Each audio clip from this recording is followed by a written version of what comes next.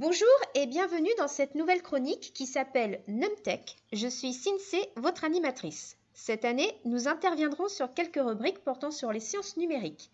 Nous aborderons des chronologies ou divers sujets de société en présence d'invités. Aujourd'hui, pour parler de l'évolution des données structurées, nous recevons Monsieur Rivera.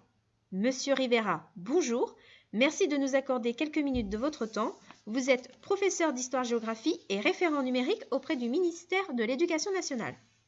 Bonjour, merci de m'avoir invité, je suis ravi de participer à votre chronique.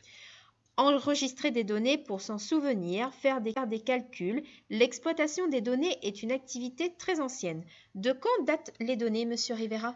Alors, tous les supports d'écriture ont été utilisés successivement pour noter des tableaux de données. Cela a commencé vers 2400 ans avant Jésus-Christ avec l'invention de l'écriture cunéiforme.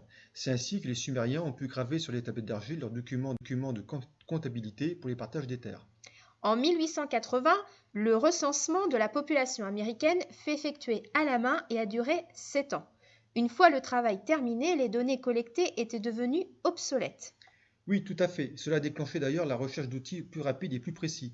C'est ainsi qu'ont été créés les cartes porphyry et ce premier support de stockage est utilisé jusque dans les années 1970 pour entrer des programmes ainsi que des données dans les ordinateurs. Avec le développement industriel et technologique de nos sociétés, le nombre grandissant d'informations à collecter et à traiter a entraîné la création de machines plus rapides, plus précises pour leur récupération et le stockage. Ce fut le cas d'IBM. Oui, c'est cela. En 1956, IBM a inventé le premier disque dur, le Ramac 305. Il pesait 1 tonne et offrait une capacité de 5 MO, ce qui était important à cette époque-là. Par la suite, ils ont développé la disquette en 1971, qui est devenue obsolète depuis. Cependant, les supports de stockage ont évolué. On note l'apparition du CD en 1982, puis le Blu-ray en 2002, et enfin la clé USB en 2000 et la carte SD en 2010. Les données ont besoin d'être traitées. Aujourd'hui, les tableurs sont très utilisés, que ce soit en statistique, en sciences. À quand remonte son invention ? Les premiers tableurs sont apparus dans les années 1960.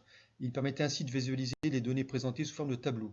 Ce qui est plus important est la création du tableur VisiCalc en 1979. C'est le premier à fonctionner sur un ordinateur individuel. Depuis, Microsoft a développé le logiciel Excel en termes de gratuité. On trouve le logiciel Calc de la suite OpenOffice, voire de la LibreOffice. Aujourd'hui, nous assistons à une émergence des sciences de données avec des langages de programmation qui permettent de visualiser et d'analyser des données, dont le principal est le langage Python.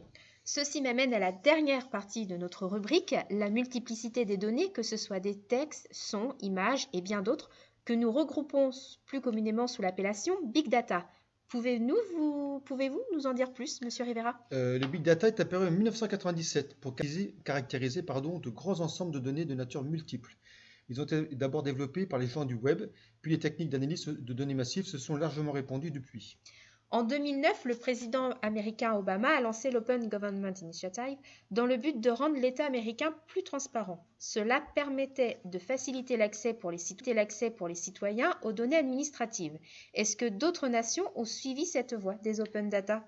Et oui, tout à fait. En 2013, le G8, c'est-à-dire l'ensemble des 8 plus grandes puissances du monde, a signé une charte dans ce sens.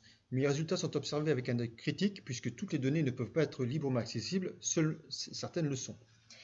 Comme vous l'avez compris, la croissance des données est exponentielle du fait des échanges et des usages du web.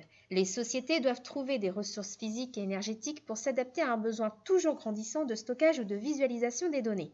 Cette évolution n'est donc pas prête de s'arrêter. Notre émission est désormais terminée.